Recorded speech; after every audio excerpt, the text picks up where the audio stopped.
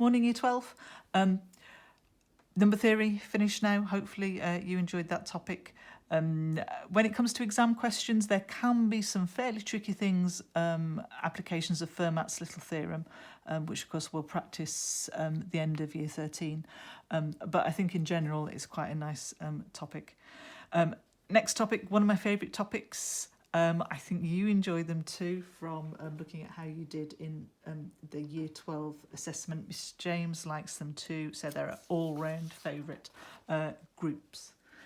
Groups are great because they are beautiful, kind of self-contained little sets. Now, I've called them little sets. Of course, we can have groups with an infinite number of elements. But they are certainly kind of self-contained. You get many small groups, but they're certainly self-contained and they have perfect rules. They are perfect. We know that we frequently have issues in our ordinary calculations in particular because we can divide an integer by another integer and we don't get an integer. How annoying is that? We've got 3, we divide it by 4. Oh, it's not an integer.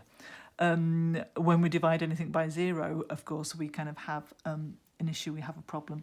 So the thing with groups is that we've got these kind of perfect little systems that always work. The other great thing about groups we're going to look at today, and it's something that you're aware of, but essentially we're just going to give it a name. This is all of the technical stuff that you've done in Year 12. So all of this, you know, I'm put it in the notes just to have the technical stuff all there to refer to. But all of this I'm just going to assume as knowledge you already have. So to start with, we've got 5 different groups, all with order 4, so they've all got 4 elements in. And what I would like you to do is to fill in the group tables. This first one, I filled in those already. I times I squared. Oh, that's -1. So, you know, that you can fill in, no problem. Rotational symmetries of the square. Well, here's our square. What should we call them? How about we say that E is the identity. R is a 90-degree rotation. I'll go clockwise, but maybe anti-clockwise. I mean, it doesn't matter, of course, as long as you're consistent. Now, of course, a rotation of R followed by a rotation of R is equivalent to a rotation of 180 degrees. So the standard notation, and I'm sure you remember, is to refer to your 180-degree rotation as being R squared. And similar for R cubed. So that's how I would head those. Multiplication mod 10 should be kind of fairly evident. Symmetries of the rectangle. So here we have a rectangle. These are a bit more complicated, but I think if we call E, obviously, the identity, they're, of course, rotational symmetries. So we are just turning it around. There are 4 elements. If you start taking all symmetries, of course, that means reflective symmetries as well. Of course, there are only 2 rotational symmetries of the square, but if we take reflective symmetry as well, so if I reflect in that, that gives me another square. Apologies about the garish paper. Oh, I really don't like this. This is one of my origami sheets of paper. You probably noticed from my thumbnail on my YouTube videos, I've got quite into maths origami. This is a paper I think I would never use. It's a horrible colour and that's a horrible pattern. So I'm using it for my rectangles. So what I did there was, I've forgotten, I reflected there. So that is another rectangle symmetry. Or we can reflect there. That gets me a rectangle looking the same way. Or we rotate. A 90-degree rotation won't work because we've got a different looking rectangle. A 180-degree one works. So what we tend to do is to say R is our 180-degree notation. And I've got 2 reflective symmetries. I'm going to call that Y for being the Y-axis, that X for being the X-axis. So, for example, if we were to work out what was to go there, of course, I know that 180 followed by 180 takes me back to the original, so that's the identity. But this is a bit more interesting. This would be R, a rotation 180 followed by a reflection in the horizontal axis. So reflection there. That is the result. And that is equivalent to, if I peek underneath, oh, I've got top there. So that would be equivalent to a rotation in, a reflection in that axis. And if I just flip that there, oh, I get back to the same thing. So that's equivalent to a Y. This here should be self-explanatory. So just pause. Shouldn't take long, a couple of minutes, just to complete that. Okay, so if I fill in this top one here, so I've just got the products here, and this is a very nice little group. There are going to be some lovely things that you remember from Argand diagrams, and there will be something that we can essentially see that's similar to another group. I wonder which group that's going to be. Rotational symmetries of the square. E, R, R squared, R cubed. R, R squared, R cubed, E. R squared, R cubed, R to the 4, which is E, R, R cubed, E, R, R squared. This one here, multiplication under mod 10, so we're looking at the remainder.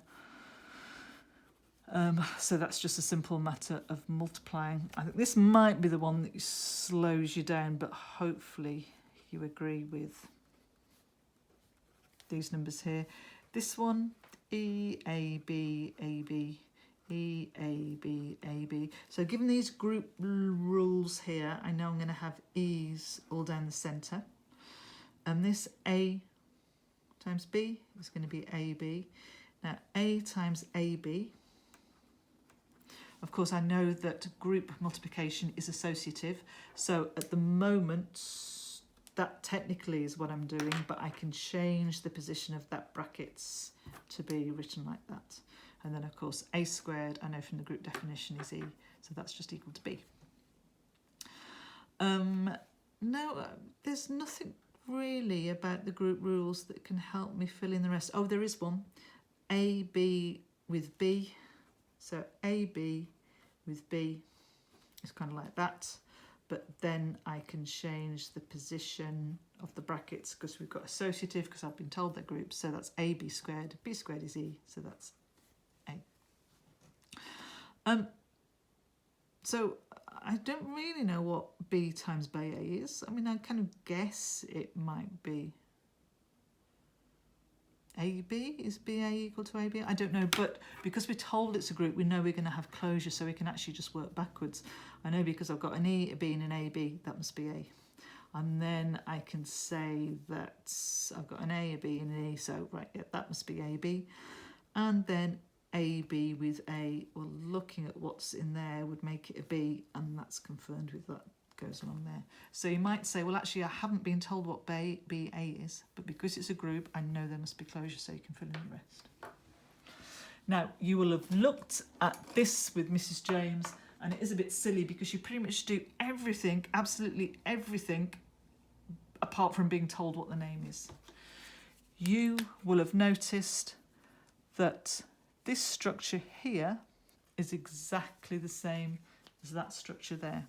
So in particular, if you look where all the identities are, you've got them going up there. If you look at where I'm just looking for more pens. Do I have more pens? My highlighter pack would be lovely, but I can't find it. So if we look at where all the I's are, I've got an I, I've got R. And of course, they also connect with what's there. I've then got, a row of negative I's there, a row of R cubes there and there, there and there, and then of course the remaining ones all fit. So the group structure is exactly the same. But if you think about it, what we've got here, rotational symmetries of the square, you know on an Argon diagram, these are represented. There's 1, there is I, there is -1, there's -I. You know, they're essentially kind of vectors. We can draw those there. Oh, yeah, we've got a unit square, so of course they're going to be the same. But just think about it. These are two really, really different things. These are complex numbers. You know, complex numbers to do with the square root of -1. Oh, no, that doesn't exist. You know, you don't learn about that until further maths. When was the first time you looked at rotational symmetries of the square? You know, probably in first school, probably in year 1, maybe even reception.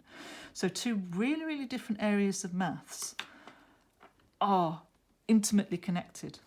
And essentially any result that you prove with squares, it has a direct parallel result with something, you know, that's complex numbers. And, you know, I believe that's going to be in quantum mechanics as well. So those two things, it's just huge. And, you know, again, you're thinking, well, that's kind of just trivial because we know it's a square. But the maths behind it, you know, is really quite, well, I was going to say complex, haha, that's a pun. But the maths behind it is, you know, really quite advanced maths. And this idea of linking two different groups, you can prove some quite extraordinary things from a very simple idea if you can prove this connection. This group here, it's at first, do I have the same thing happening? And look, I'm there with my highlighter. It looks at first that it might be a different kind of group. However, if you were to switch these two rows around, you would find this again be the same as that. So I've got the identities being there, and there, but if we were to switch those, is that how we do it, or am I switching the wrong ones? I should have checked this out before, shouldn't I? Okay, task for you. Switching some of these rows around gets us back to one of these two. I can't quite see for the moment which one it is. I know that that doesn't have the same structure for these two, okay? Even though I'm struggling deciding which ones I need to switch, because look, there we've got a row of E's right down the middle there. So I know that this has got the same structure to this. Do all the rest fit? I've got A, R, of course, there and there. A, yeah, so that I have kind of drawn in the right way. My ABs, of course, fit my Ys there. Again, joining with that and that. And the remaining one, the X, is equivalent to that. This word then, iso, which kind of means the same, isomorphisms. So isomorphisms are what we called kind of these classes. So these two are isomorphic to each other. These two are isomorphic to each other. That and that, they're all isomorphic to each other. And I believe that isomers is something that you kind of do in chemistry as well. Essentially, is it the same structure? So it's a similar idea. So with Mrs. James last year, you were looking at things having the same structure. We're essentially just going to give it the name and then talk about the technical aspects of it. So here's another two pairs of groups, order 4. And I say another two pair of groups. This looks as if it might be similar. And if you look at that last definition there, it told me that AB squared was E, but actually it did turn out that B times by A was equal to AB. So it is the same group. This group here is a group of matrices. If we work out what this is, so A squared is E, AB is AB, AAB, A squared B is B, BA is the same as AB, that's what that tells me. B squared is E. BAB, well, AB is BA, so it's going to be B squared A, so that's A. ABA, ABA is AB, so that's A squared B, so that's B. And we've got A there, and we've got, it's going to be E there. This one here, if you multiply your matrices, these matrices, of course, we could just multiply the matrices, but you know that these matrices are simply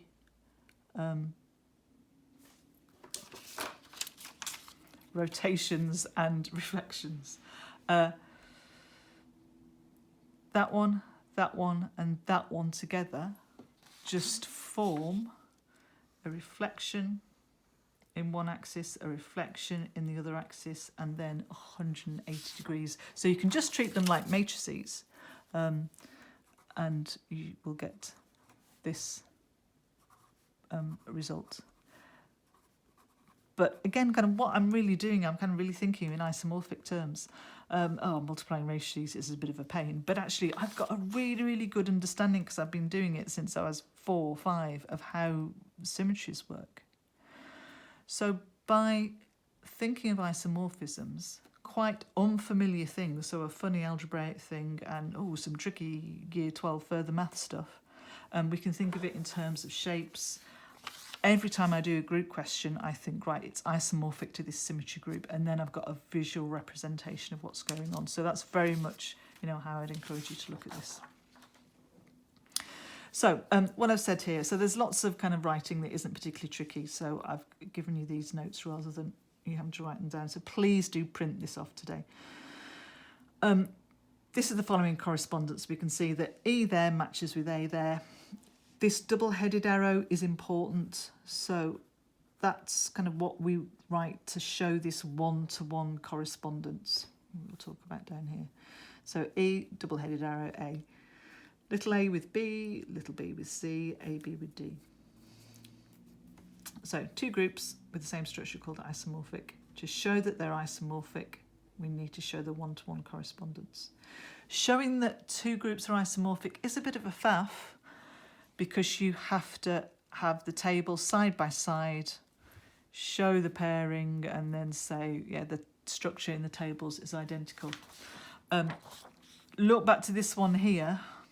That one's the same as that, because I can see in that leading diagonal I've got 1 self-inverse, 2 paired inverses, the same in each. However, you have to swap the rows and the columns around to show that one-to-one correspondence. So it's actually much trickier to prove that 2 tables are isomorphic, 2 groups of isomorphic. If you've got elements, if you've got 6 elements in your group, if you've got 8 elements in your group, and your tables aren't aligned properly, it can be quite a faff. It's much easier to show that 2 groups are not isomorphic. You only need to show that one of the group properties isn't preserved. Obviously the order. If one's got 6 elements, if one's got 7 elements, they're not going to be isomorphic. If one group is commutative, the other group must be commutative. The identity in one corresponds to the identity in the other. Inverses correspond, subgroups correspond, so you can't have 3 subgroups of order 2 in one group, and then 5 subgroups of order 2 in the second group. The orders of each element is preserved. So, even if 1 to 5 are good, if the orders aren't preserved, then they're not isomorphic. And of course, if that wasn't right, then some of the other things wouldn't be right as well. So here is the formal definition. Groups G under group operation asterisk and H under group operation, shall we say it, blob, are isomorphic if it's possible to set up that one-to-one correspondence between the elements in such way that you have combinations in G corresponding to combinations in H. And we've got that notation again there. That technical definition, you never have to write it down. It's just a matter, there's something wrong there. Iso, I think, yeah, I need to... isomorphic.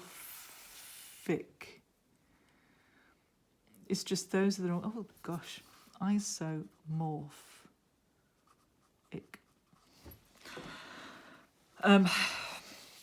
So show that that group table is isomorphic to that. So the group tables, this Z4, it should technically, but I was a bit lazy and didn't get the correct. It should be that double line in the middle.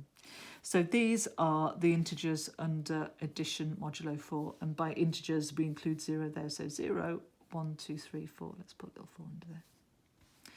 Not 1, 2, 3, 1, 2, 3, 0. You know how that works. Here we have got multiplication under modulo 10. They don't match. They don't match. So we can't really obviously see what the one-to-one correspondence is. I know, however, that they are isomorphic because I know that groups of order 4 fit just one pattern. They either fit this pattern here, where I've got two self-inverses, I've got one self-inverse and two kind of paired inverses, like your 90 degrees and your 270, or I've got the one here that's equivalent to the symmetries of the rectangle where everything is a self-inverse, of course, apart from the inverse itself. So I know that if these are groups, and we're told that they're groups, they must be isomorphic, so then you would have to think, right, well, how do I change that? And one way of changing it is to work out what element corresponds to what element. Then you've got a clue to the pairings, and then should you need to, you can change the headings on your table. So here, 0 is the identity, so that's order 1. Right, 1, well, I'd have to do 1 4 times, wouldn't I? So I'd have to do 90 degrees plus 90 degrees plus 90 degrees plus 90 degrees gets me that to 360, or I go 1 plus 1 plus 1 plus 1 gets me 4, which is the same as the identity. 2 plus 2 is 4, so the order of that is 2. 3 plus 3 is 6, 9, 12. I have to go up to 12, so that's order 4 before I get to the identity.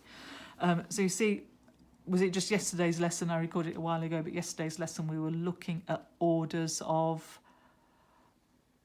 powers, weren't we, in different kind of modulos. It's the same thing here. What are we doing here? Oh, we're multiplying and looking at things mod 10.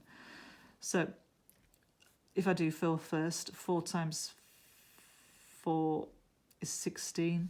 The identity, of course, is 6, because that's where you get the 2, 4, 6, 8 appearing there. So 4 4s are 16, so that goes there. 2 times 2 is 4, times 2 is 8, times 2 is 16. There we go, there's my modulo 10 being equal to 6, so the order is 4. 6 squared is 36, so that's 2.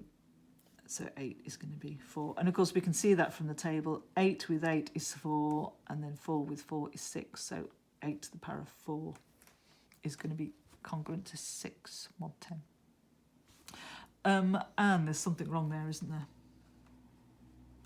6 is the identity, so that should be 1. So if we pair them up as follows, we can see that the identities corresponds.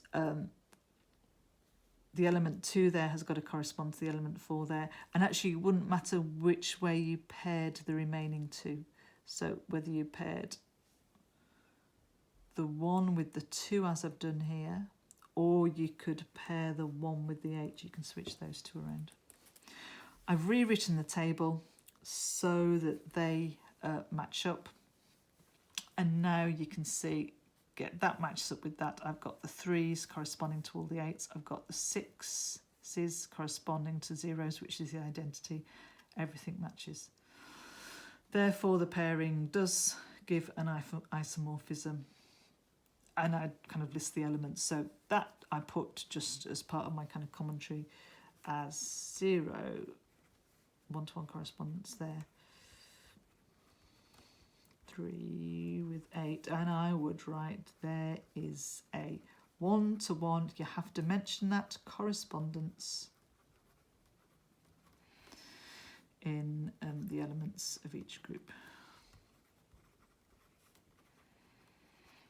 Okay, so proving that things are isomorphic can be a bit of a pain. Remember, we've only done 4 there. Here, draw a group table for Z6. This we should No, of course, it's a cyclic group. I haven't mentioned a cyclic group, but everything where you've got those, the rotations, in fact, where is... So all of these, of course, are cyclic groups. Take an element, powers of I, and in fact powers of I cubed generate all elements of the group. Of course here, 90 degrees and your 270 generate all orders, generate all other elements in the group. Because all of these are self-inverses, there can be no element that generates all other elements. You can never have a rotation generating a reflection. You can never have a reflection generating a rotation. And again, this is where just keeping in mind this group helps you to understand this. This is just so abstract and a bit weird. What's going on? Doesn't matter. Doesn't matter if I've got no idea what that that represents, because I know every element there, that's isomorphic to that. I know that intimately well.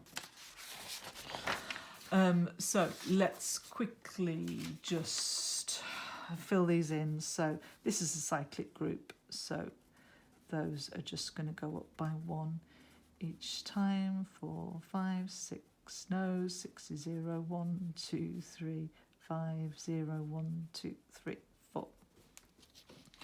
Elements in the order 0 is the identity 1. Well, 1 to the power of 6 is equal to 0, so that's got order 6. 2. 2 plus 2 plus 2 is 6, so that's got order 3. 3 plus 3 is 6. 4 plus 4 plus 4 gets you 12, so that's order 3.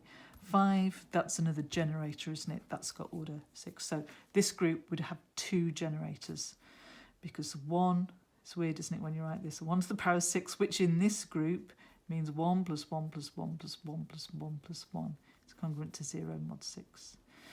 Here, 5 to the power of 6 is also congruent to 0 mod 6.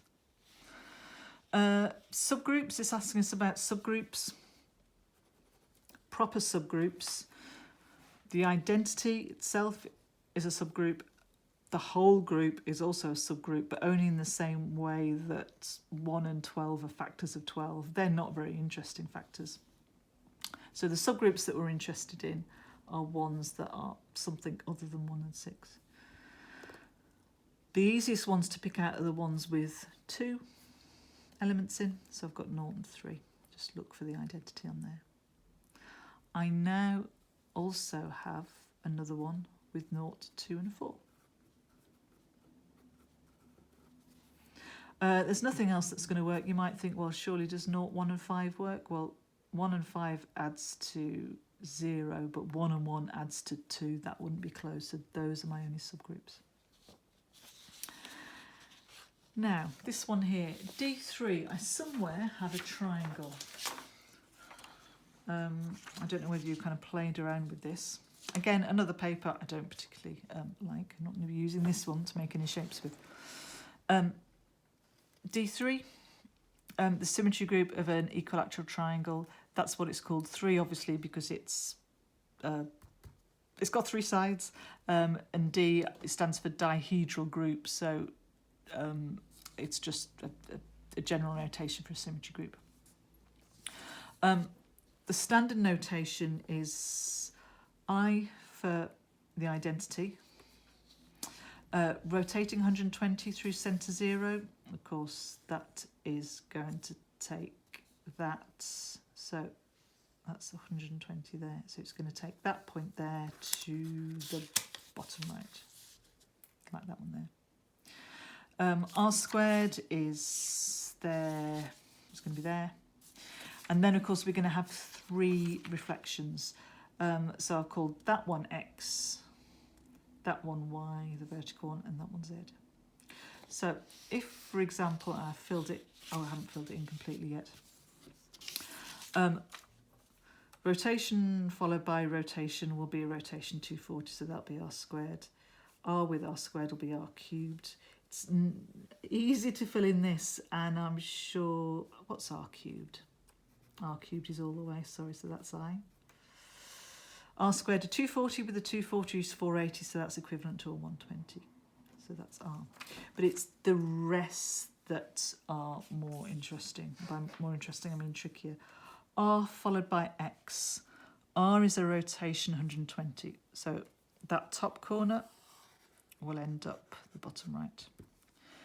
X is a reflection in the X line there. So reflect that there, it will flip over to there. So that is equivalent to what single rotation? Or, sorry, reflection, what single transformation? Well, of course, because my top's on the back, it's going to be one of the reflections. And what I want to do is, because at the moment it's under there, which reflection would take me from there to there? Just by doing there to there, of course, it's that line. So if I go from there, do it in that line, and that line is my Z line.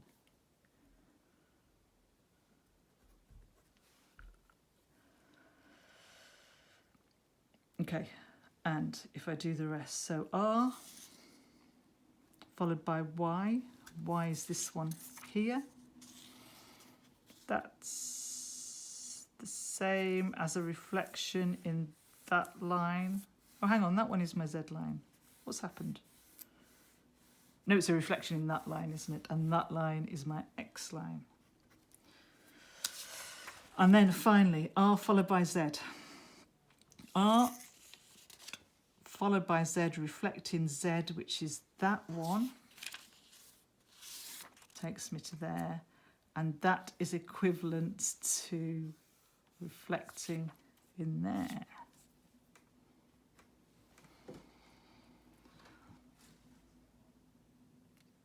Okay, so now then to fill in the rest.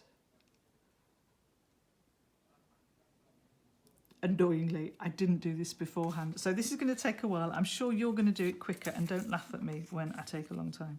So R squared all the way around to there, followed by X. X is that one there. X is that one there. That is the same as Y. R squared takes me to there, followed by Y. Y is that one there. That is the same as Z. R squared. And then I've got a reflection in Z. That's going to be the same as X. And sorry, I knew that was the last one on there, wasn't it? Here I've got a reflection, X, followed by a rotation. That is the same. Oh, the top's there, so that's the same as Y. Here I've got my X reflection. Ugh. Right, so I've got my X reflection, which takes me to there, followed by R squared. Okay, go where? Go there. The top's there. That is equivalent to Z. X followed by X. Okay, that's a nice easy one. And now I've got a reflection followed by a reflection. X followed by Y is the same as a 90-degree rotation. So presumably, and by 90 degrees, sorry, I meant 120. So that's going to be R squared. Okay, so come on, getting there. I mean, huge well done if you can kind of just visualise all of this. I can't. Right, Y with Y takes me there, and then R takes me there. That's the same as Z. Y takes me there, R squared takes me there, and that's the same as X. Y with X. Y with X is an R squared. Y with Y is I, so that's going to be R. And then Z. Oh, let's just fill the rest in. I hope I've done the rest of the table right. That's going to be an X. That's going to be Y. That's going to be an R. That's going to be an R squared. Leave me with a I, of course. Okay, so, sorry, do you want to leave a comment in case I've done that wrong? I'm sure I've done it a couple of things wrong just by lazily filling in that last one there. Right, orders. Orders are one there, R, has order 3. I mean, we just know that visually. We can look in the table. R with R is R squared, and then R squared with R gets you I. But I just know it's an equilateral triangle. I know I've got to do it 3 times. Same with this one here. Orders there. All the reflections are going to have orders too. And of course, that's confirmed by that there. Oh, the subgroups. I've already put those in. Of course, I've got those, and then I can see that's a self-contained little thing there. You can't have any subgroup that's got a rotation and a reflection in. That just isn't going to work. You need other rotations, reflections. It's just not going to be closed. So now, are they isomorphic? The question has led you nicely into concluding whether they are or not. You only need to show that one property is not preserved, so we just need to pick one. And what I've said here, either they're not isomorphic as the order of the elements are different. So if you look there, yeah, we've got a 6, we've got a 6, we haven't got any 6s in there. So I've put more specifically, this has got 2 elements of order 6, while D3 has got no elements of order 6. You can imagine this as an exam question. Are they isomorphic? Give reasons. And more exam mark schemes want you to be more specific. So please, please, please give detail. Give detail. It's easy stuff. You like groups, you know, don't miss out on their kind of easy marks. Or they don't have the same number of subgroups. So the first one, Z6, has got 2 subgroups, one of order 1, one of order 2 rather, one of order 3. Here we've got 4 subgroups, 3 of order 2 and 1 of order 3. So that's the way the question was angling, because it was talking about orders of elements and subgroups. However, you could say that the first one is a commutative group. It's a commutative group because it is symmetrical about that leading diagonal. This one is not, because I've got an X there and a Y there. Certainly I've got an X there, but I've got a Y on the other side. Or you can say that Z6 is a cyclic group. I guess if you mention that, you'd have to say why it's cyclic. It is, of course, connected to the orders. I know this is cyclic because there's a generator. The generator could be 6 because 1 to the power of 6 is equal to the identity. There is no generator because there is no element of order 6. And then I've talked about the first one having 1 self-inverse and D having 3 self-inverses. That, again, is just intimately connected to the order, isn't it? But these are all valid reasons of why they're not isomorphic. Okay, so this lesson today, it's not really going over anything new, and I'm sure you'd be able to fill in this table in particular quicker than me. But the language, the word isomorphic is the different reasons, but knowing the structure, knowing what happens with equilateral triangles now, I mean, as you saw, I was rubbish at doing that, but I kind of have this innate understanding that reflections are all going to be self-inverses. I know how all those rotation fits together. So if I was given a group of order 12, I would possibly think of that as the rotations of, well, a 12-sided shape, a dodecagon. Or it could possibly be the rotations and reflections of a hexagon. Okay, so there could well be other, and there are of course, but of the different groups, order 12. I know if I've got one of those, I'm halfway on my way to kind of dealing with any question, even if it's one of those horrible A, B equals B squared A groups, because I understand how these two work. Okay, so a few little questions for you to do now. Just, are they isomorphic? Are they not? Just a little bit of group structure, but just in the back of your head all the time, think symmetry. Are these, which symmetry groups are they isomorphic to? Just one thing, number 3, part 3 on number 3, you won't be able to do. Work solutions are there. And then your homework this week, it's mostly the last bit of number theory. So a bit of Sabian equation using Fermat's last theorem. These are more general. This last one here, question 19. hopefully, you know, that should be fine, but it's combining a couple of ideas, not necessarily just what you looked at in yesterday's lesson.